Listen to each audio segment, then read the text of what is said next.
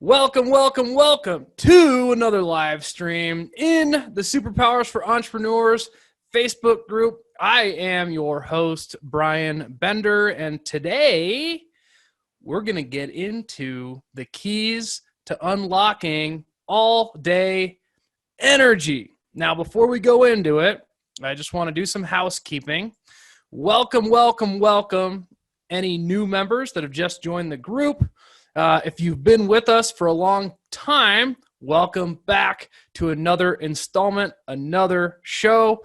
In case you are new, we do a live stream right here in the group every single Wednesday I live in Colorado, so we're on Mountain Time. It is 1 o'clock p.m. every single Wednesday. That is 3 p.m. Eastern Time. Right here in the Facebook group. Now, the way it works, I actually use my Zoom, and I go Zoom live to Facebook. And so I have invited some VIPs, and they can ask me questions right here in the chat. So I'm going to see their questions first. If you want to be a VIP, you got to be a client of mine, and you got to ask. So if you're not yet, just ask me how you can do that. Now, I'm watching on my other screen. I've got the Facebook group open, and I'm looking at the comments. So if you guys do post a question, just know that right here on my Zoom feed, I got everything in real time. And then on my other screen here on the Facebook page, it's going to be a little bit delayed. Okay, but I'll still get to the questions. All right. So today's topic is about all-day energy. As you can see, it's 1 p.m. and I have massive energy, and which is pretty cool because this morning I had 1 cup of coffee early, and then I had a espresso shot a few hours later. That's all the coffee I've had. So you guys that think I'm just all hopped up on stimulants and that's my secret, you would be wrong, sir or ma'am. I've got a whole lot of other things going on here, which I'm going to get into a lot of on this training. So what is all-day energy? It's the ability to actually feel great all day and give the proper energy to the things that you want to do. For example, you wake up in the morning. Yes, not every day you're going to bounce out of bed like Tigger. But most days, get out of bed, you're waking up, and through your morning routine, you should be able to get up for the day, and then throughout the day, maintain a good level of energy. So we don't want to feel groggy all day. If you ever get that 2:30 feeling, you want to knock that out. If you're in a client business, you got to be on point for your clients. If you show up to a client meeting and you're all, I don't have very good energy, then that is going to rub off on your clients. You're not doing the best for them. Now, if you don't have a client business and you're in something else, you have a product maybe, or you're managing other people or just dealing with your coworkers, you want to be present for them. Now, you're also probably wearing a lot of hats. If you're an entrepreneur or a high performer, you might be a solopreneur, which means you do everything. You do accounting. If you have a brick and mortar, you're sweeping the floors, blah, blah, blah, blah, unless you've leveled up, of course. But when you wear the different hats, you need to have energy for all of those different roles that you have. Now, when you get home, you got to have energy for your significant other. You don't want to be just a shell of a human being. And you want to have energy for your kids as well. I have 20-month-old twin babies, and they'll give me a run for my money. If I wasn't controlling my energy, they would crush me every single day. So that's sort of where this is coming from. If you guys know my background, I was a personal trainer and a strength coach and a health coach. I owned a gym for a long time. So a lot of this comes from basic health stuff, but also, I've been experimenting on myself. I went years and years working between 5 a.m. and 9 p.m. pretty much straight on no sleep. So I'm no stranger to this stuff. But a lot of you guys came into this group looking at the wheel of life. So I just want to remind you what that is. If you were to rank yourself on a scale from 0 to 10 in each one of the 8 categories, and you kind of shaded it in, you would have this funky looking shape. The idea is to get it to be more like a wheel. That would be ideal balance, but it doesn't always work that way. Sometimes we have seasons where we're working on 1 or 2 of the categories. But what I do is I improve just a few of the categories, and they have lasting effects on all of the other ones. All day energy is one of those. So just think about this. To improve your physical health, your emotional health, your finances, your business, or your whatever your career is, your actual time allocation, your relationships with your friends and your family, your relationship with your spouse, or your romantic relationship and your contribution, all 8 of these things can be improved by just having more energy. Now, if you're lacking in energy, you're just sucked into the couch, you obviously won't have the energy to improve any of this stuff. So in this video or this live training, we're going to talk about mostly high-level concepts, but there will be some tactics that I throw in. Now, I've gotten some different feedback, and it's about 50-50 now. Half of you guys seem to love it when I have a PowerPoint, and the other half of you guys seem to love just watching me go off without a PowerPoint. So if you have a preference, let me know in the comments, but I did not do a PowerPoint for today's training. So, and the PowerPoint kind of keeps me together. So if I start spiraling off to Pluto on a given topic, just put it in the chat like, hey, Brian, you're spiraling off to Pluto. Let's come back to Earth, blah, blah, blah. But I'm going to try to stay on task. So, okay. As you might or might not expect, the first key to unlocking all-day energy is fixing your sleep. Now, most people think of sleep as this thing like a lot of entrepreneurs see it as like an annoyance because it gets in the way of them being productive. But what actually is going on is if they don't sleep enough, then they're way, way less productive and they can't use their brains to their fullest potential.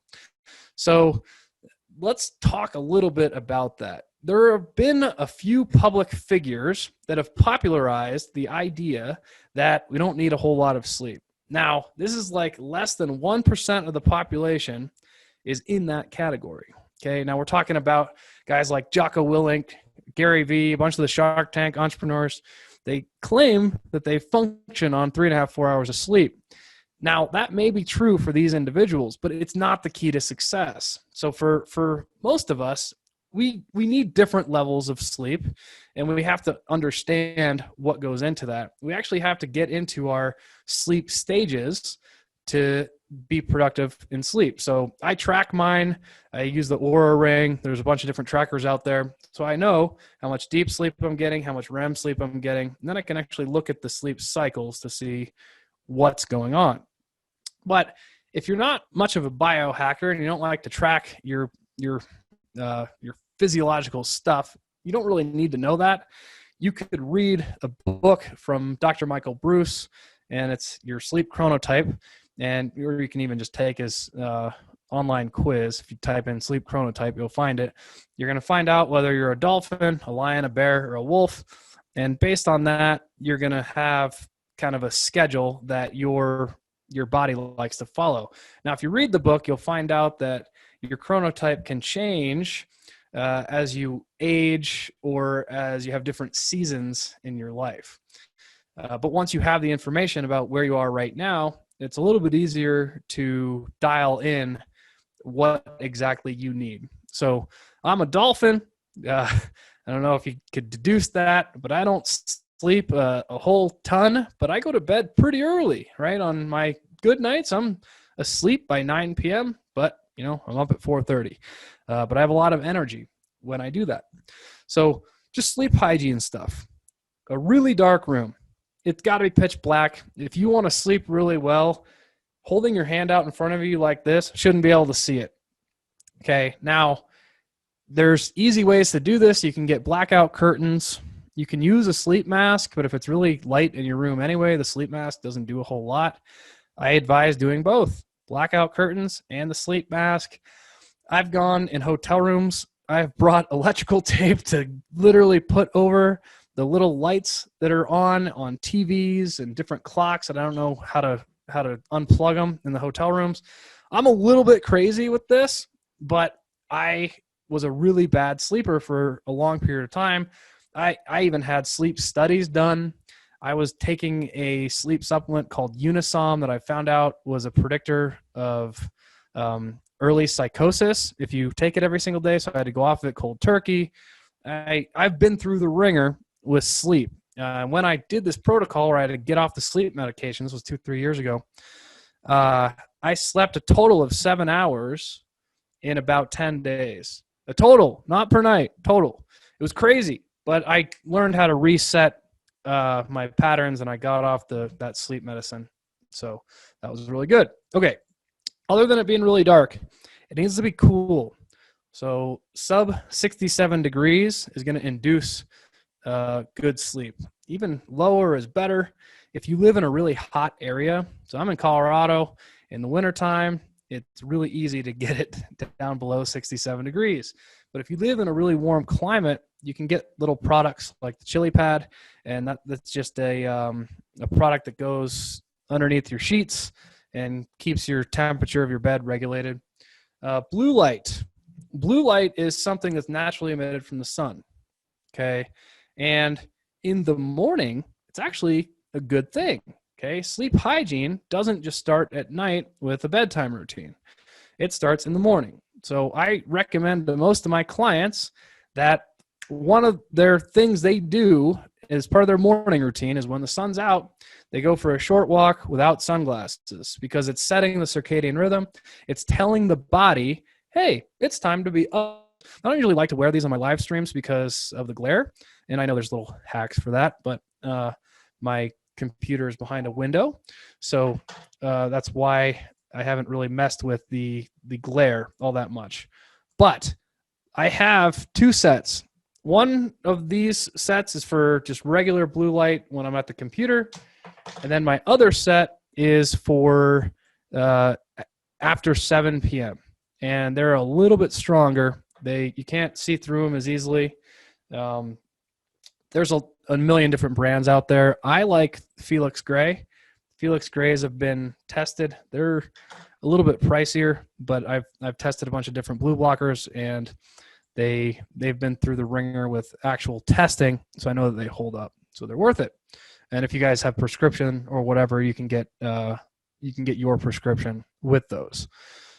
So the other thing that comes up though with blue light, it's not just the blue light that affects us. It's screen time in general. So if you're watching TV or reading your phone right up to bedtime, it's actually stimulating you, which is more of a problem even than blue light in some cases. So right now, you know, if you're watching scary movies or something like that, that could be affecting your sleep cycles. So it's best to turn off all of that kind of stimulation at least an hour before you go to bed. And I really recommend having a bedtime routine. So mine, you know, I'm into cold therapy. I'm going to be doing it multiple times a day. But one thing that helps me a lot at night is a cold shower. And that kind of sparks the rest of the routine, which is right after the cold shower, I'll do a short meditation, and I'll kind of settle in with some tea, no screens. And that gets me ready for bed. Next is actually, this is a hotly debated topic, and it's consistent wake time versus a consistent bedtime. And back to my story about that whole cognitive behavioral therapy thing that I went through where I only slept a total of 7 hours in 10 days, what I learned was the consistency with the wake up time is actually more powerful than the bedtime because the body has a way of regulating the bedtime when you're into this. So let's say you want to wake up on the weekdays. Let's say you're not like me. You want to wake up a little bit later. You want to wake up at 6:30 a.m. every day. But right now you're at 8 a.m. I usually recommend just going cold turkey right away, set that alarm, 6:30 a.m., but do it every single day for a couple of weeks, and your body will naturally regulate, and you'll start going to bed a little bit earlier to match that. You know, to each his own on this one. If you want to try a consistent bedtime. If you think that works for you, that's great. Either way, don't hit the snooze. And there are different hacks to not hit the snooze. Jocko Willink, back to him. He says that's the first decision of every day that you can make that is within your control. That is discipline, not hitting the snooze. That's great. But really, the benefit of not hitting the snooze is if you hit the snooze, you can go back into some of the lighter sleep cycles or even REM sleep. And if you start going into that, you're not going to complete the cycle because the snooze is going to interrupt it. And you're actually going to feel worse throughout the day. So we're talking about all-day energy. Hitting the snooze actually could potentially make you more tired throughout the day because you can't complete that sleep cycle. Now, if the alarm happened mid-sleep cycle as it is, that's a little bit easier to overcome, even though you might feel kind of crappy. But it's worse if you do it over and over and over again. So how do you beat the snooze? You can get one of those fancy alarm clocks where you have to step on the pad. You can just use your smartphone and plug it in outside your bedroom door, but you can still hear the alarm. That way you have to actually physically get up to turn it off. So, okay.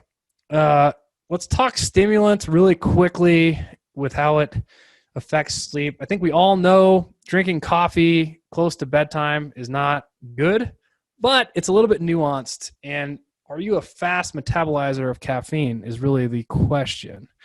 To find out, you can do a genetic test or trial and error.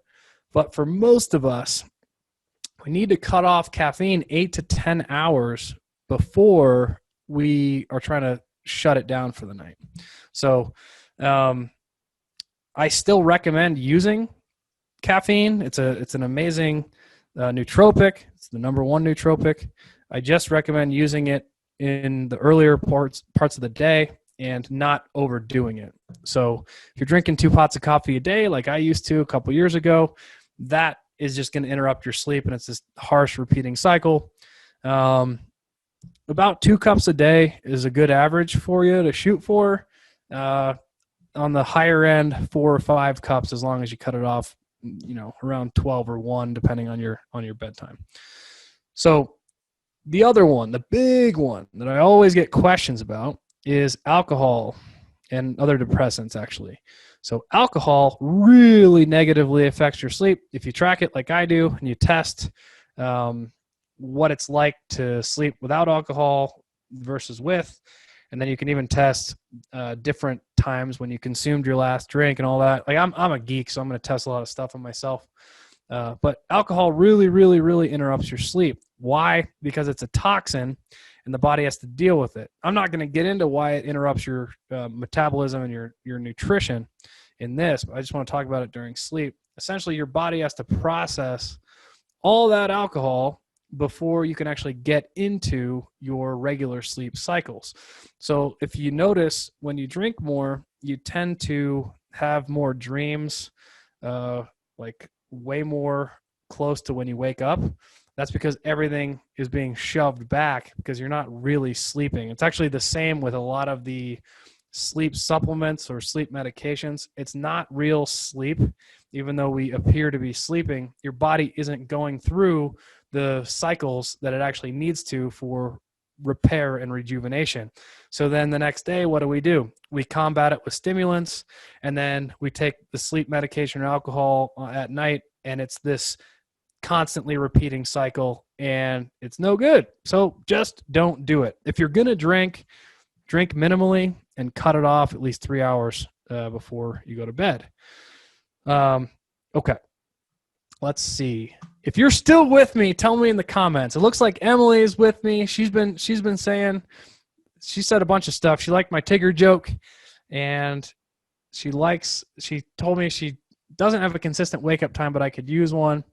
Well, Emily, I challenge you to do it. It's a 2-week challenge. Just set that alarm clock and do it. It'll probably change your life. Okay. Let's dive into another one of these buckets here.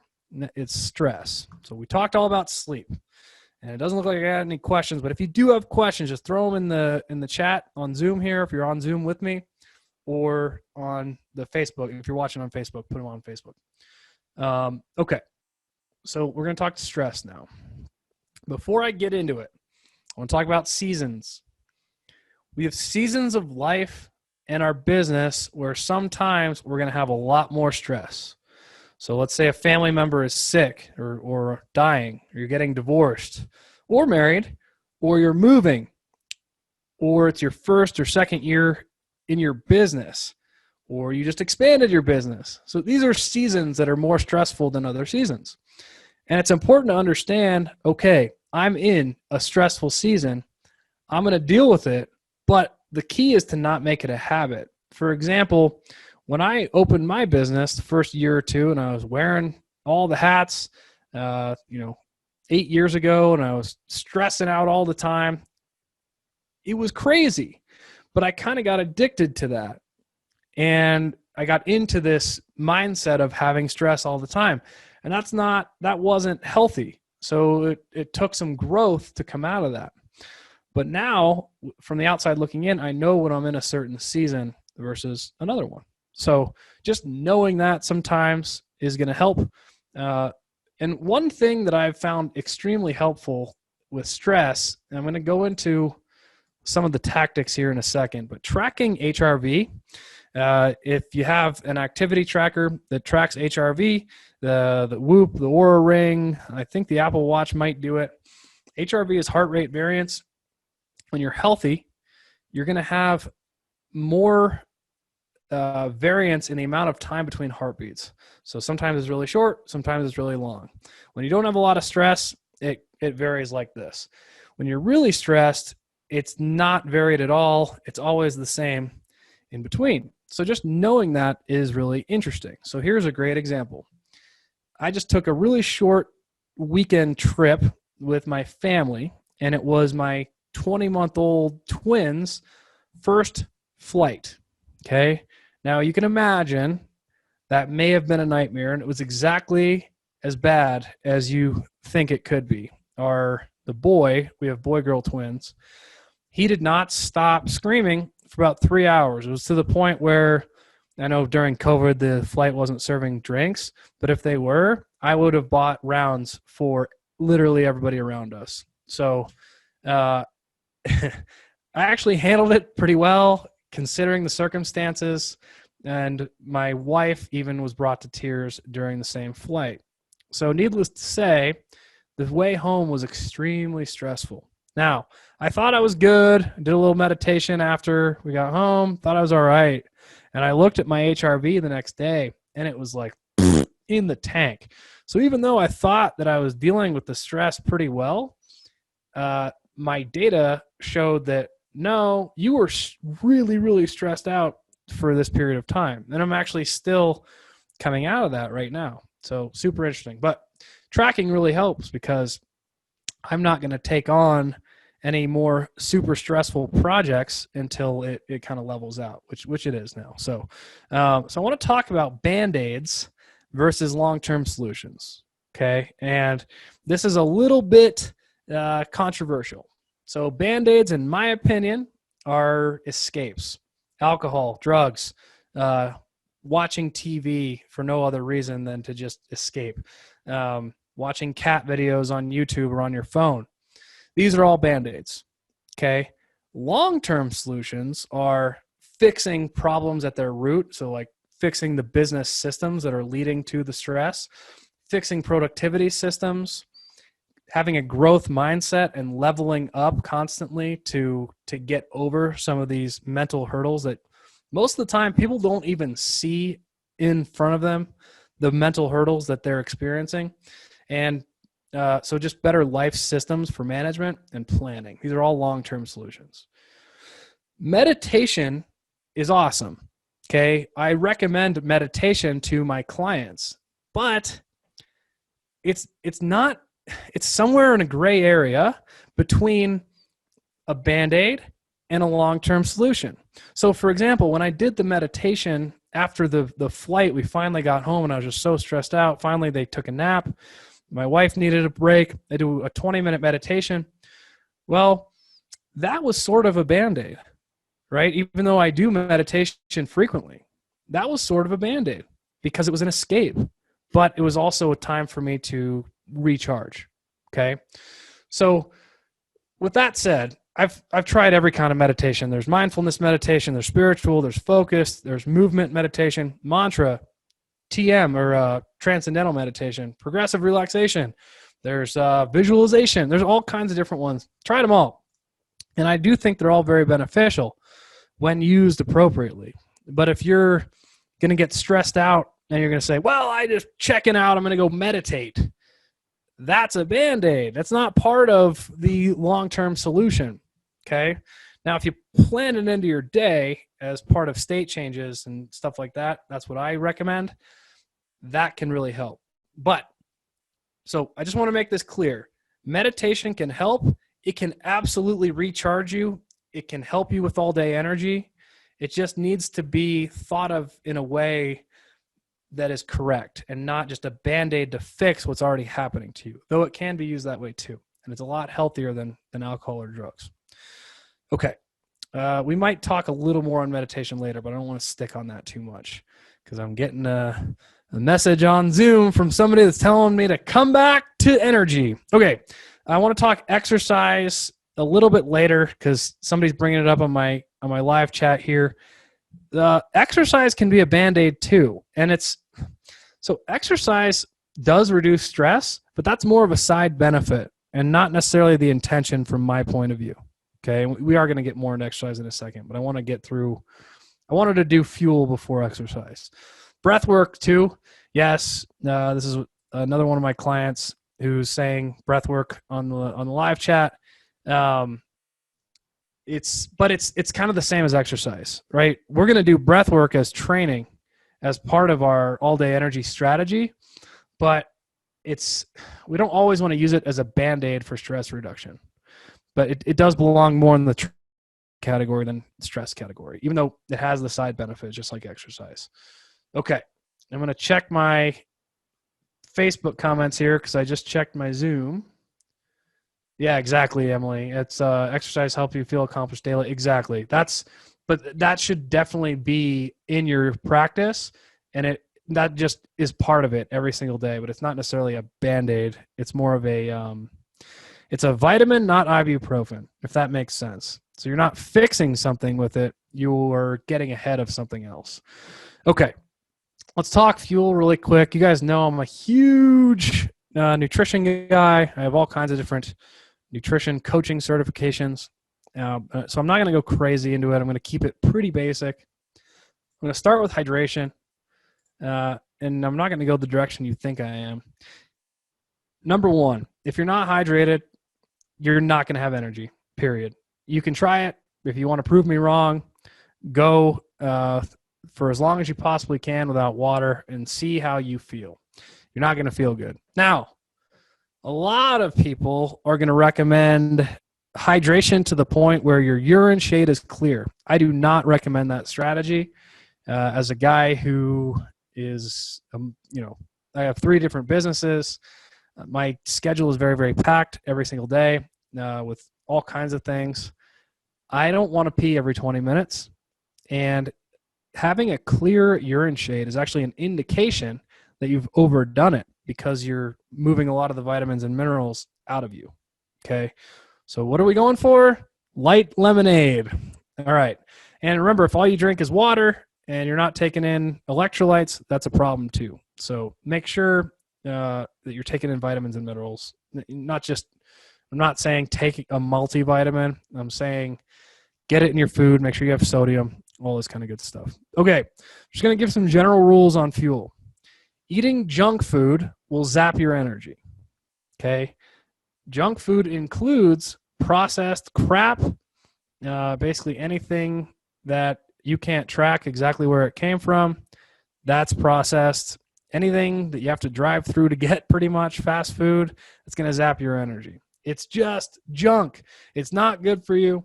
It's just going to give you long-term health problems. Okay, so in the short term, it zaps your energy. In the long term, you have metabolic syndrome, diabetes, heart disease, all this kind of stuff. Just don't eat it. All right. Now, what to eat? Super nutritious foods or superfoods, right? The most bang for your buck foods are going to be in that category. So your leafy greens, awesome veggies that have tons of micronutrients, wild caught salmon and tuna, game meats, elk, bison, high quality grass fed beef. Your ruminant animals, those with 4 legs and also 4 stomachs, actually have the most nutrition other than fish. So we're talking about bison, elk, lamb. Because they have 4 stomachs, well, we're about to go down another rabbit hole. Ruminants are awesome. Okay. Pasture-raised pork and chicken. Chicken isn't at the top of the list with micronutrients. There's a lot of junk with the way it's processed as well. So you got to be careful about which chicken to buy. Okay. That's the type of food. Eating too much food is going to zap your energy. And eating at the wrong time for the wrong activity. So what does that mean? Metabolic flexibility is the ability for your body to use food as fuel and actually use it as a fuel selector switch. Okay. So for certain things like what I'm doing right now, I don't need a lot of carbohydrates. I need my brain to be on. I'm not doing any heavy lifting. I'm not doing anything intense. I am running on fat right now. What have I had to eat today? I did not have breakfast. Okay. My lunch was a micronutrient dense salad with a little bit of beef on it. Okay. With a ton of guacamole. So yes, technically there were some carbohydrates in the vegetables, but they were not fast carbohydrates. This is not keto. I will eat rice and I will eat a little bit of fruit later at the end of the night, but I'm not doing a intense training session until later this afternoon. So I don't actually need those nasty or those fast carbs. So think about fruits and starchy carbs as sort of your candy, or foods only to be eaten around intense exercise or heavy lifting. Okay. How to get metabolically flexible? Well, you have to train it. Okay. So if all you do is eat donuts and bagels all the time, well, yeah, you're not going to like the way you look in the mirror, but you're going to feel like crap. You're going to get that 230 feeling. 230 feeling has to do with insulin as well. So if you have this big lunch with a bunch of refined carbohydrates in it, your insulin's going to spike up to process all that stuff in the body. And then boom, you're going to hit a wall. And you're going to feel like you can't get off the couch. And what happens if you got to deal with a client, right? And you want to be present for your clients. You want to do a good job for them. You got to be up for it. So don't eat that crap. Okay.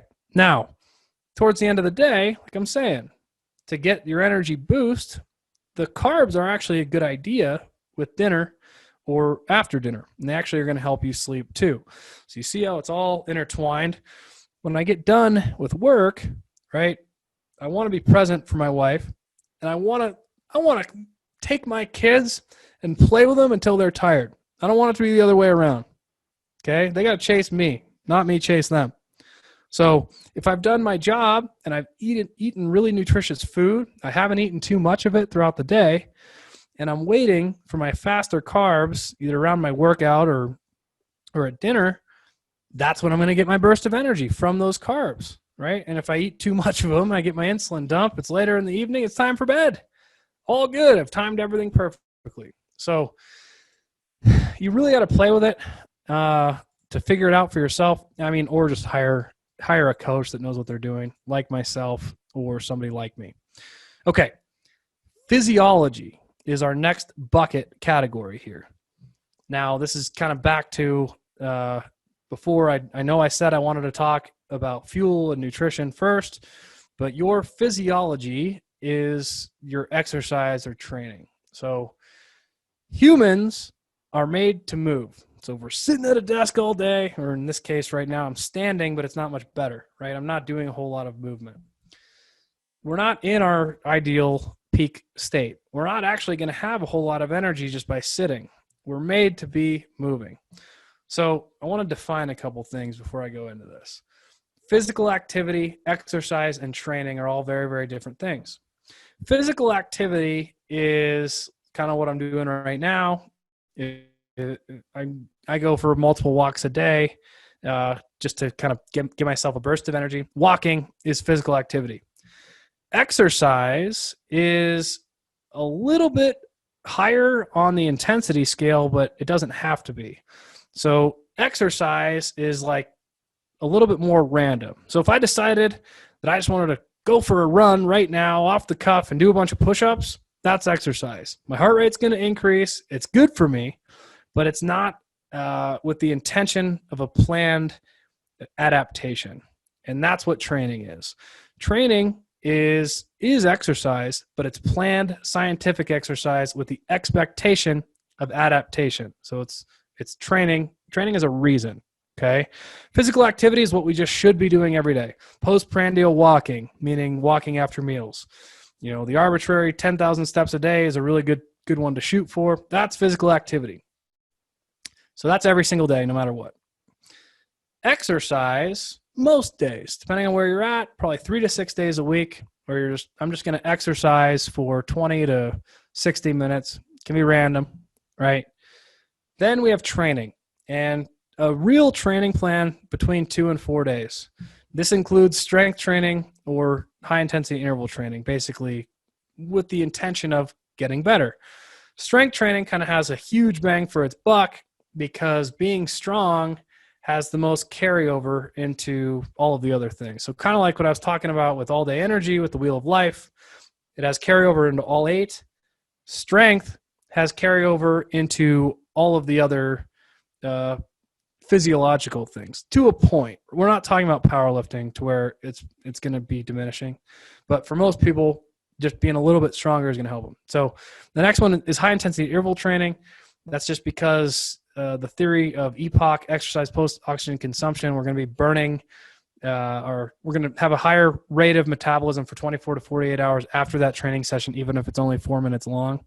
But that's why we have to actually train it and be careful with it. Because if you do that every day, you can burn out.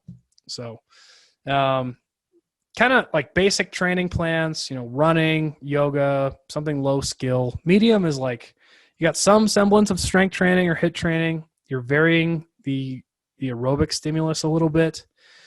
And then advanced is like a formalized program written by somebody who actually knows what they're doing, right? Not all trainers are created equal. Most of them are not qualified to give other people exercise programs. Hate to break this one to you.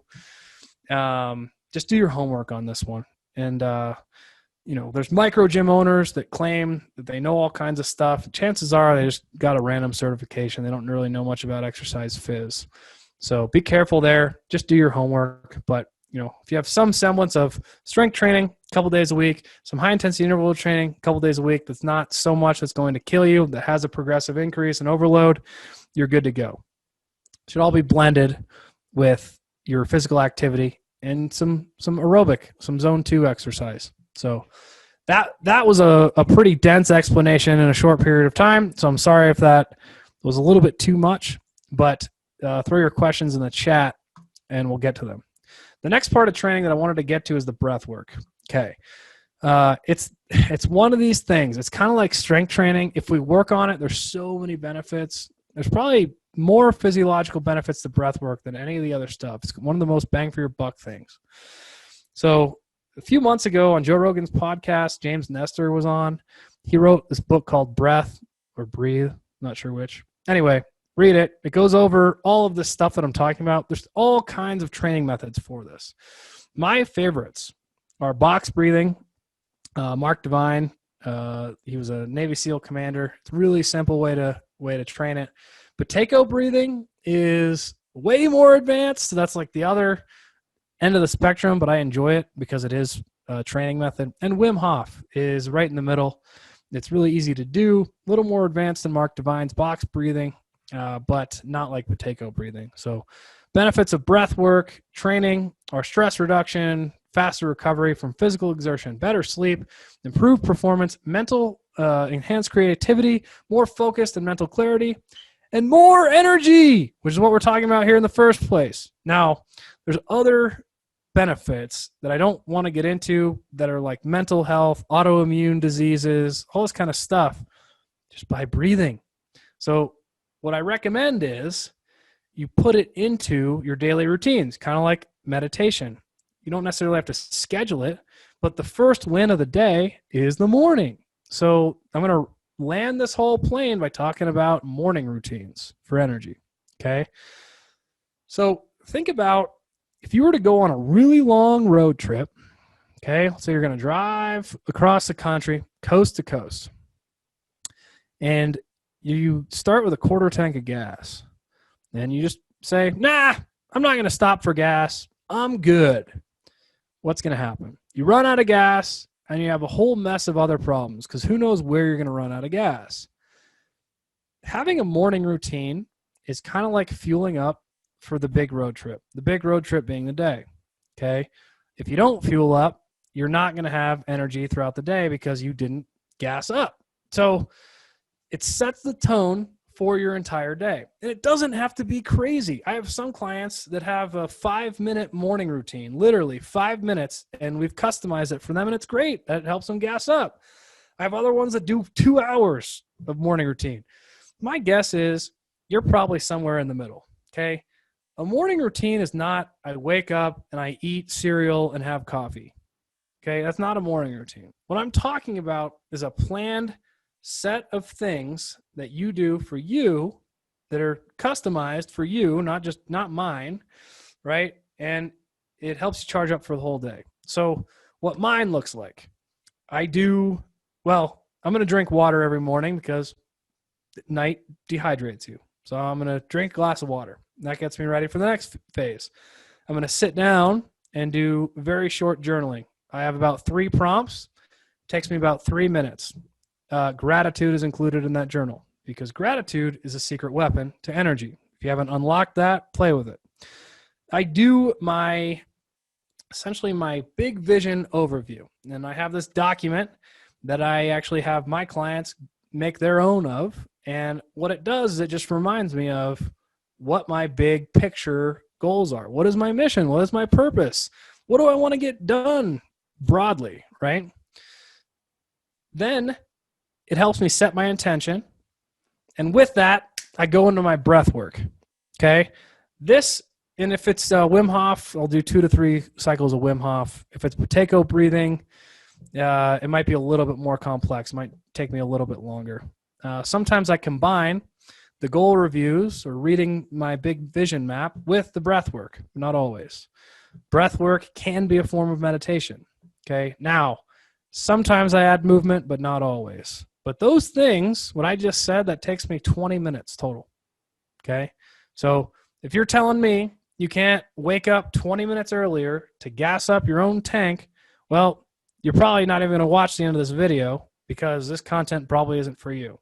This is for high performing people that want to get the most out of every single day, that want to have the highest energy. So if we start with the morning routine, okay, we've gotten enough sleep. And if we didn't, we know that we're going to be able to actually get to bed, this evening. Okay. We've reduced stress, or we have a plan for reducing stress. We are fueling the right way, not too much and at the right time. And we're doing our training plan. All of this together is going to give us massive, massive all-day energy. Now, I kept this part of the presentation to 45 minutes? That was pretty good. I probably could do an entire week seminar on this topic, and that actually kind of is what I do in my Platinum Coaching Workshop, but it takes 10 weeks. So I'm going to go to Zoom for questions. I think, you asked that earlier, Steve. Yeah, I already answered that one. Okay, I'm going to go to Facebook, and it looks like I'm going to try box breathing. Yeah, Emily, just look up Mark Divine box breathing. Super basic. It's just a 4-second inhale, 4-second hold, 4-second exhale, 4-second hold. That's all it is. I had an athlete that I was coaching. This was a national champion weightlifter. This was more of a Band-Aid approach, but I had her do it. She was super stressed out right before she took a winning lift. We did about 5 rounds of box breathing, got her intention back. She visualized, got her set straight, made the lift, wins nationals. So, okay, I'm not seeing any other comments, or Facebook is not showing them to me yet. I'll do one more. Going once. Going twice. 3 times. All right. If you have any additional questions, just reach out to me on DM and we can get into it. Okay, guys? Improving your all-day energy is going to have massive benefit across all your categories. That's what I do. I'm Brian Bender, and I help entrepreneurs optimize their lifestyle through optimization strategies like this one. So if you're interested in learning more, hit me up on a DM. We'll talk soon.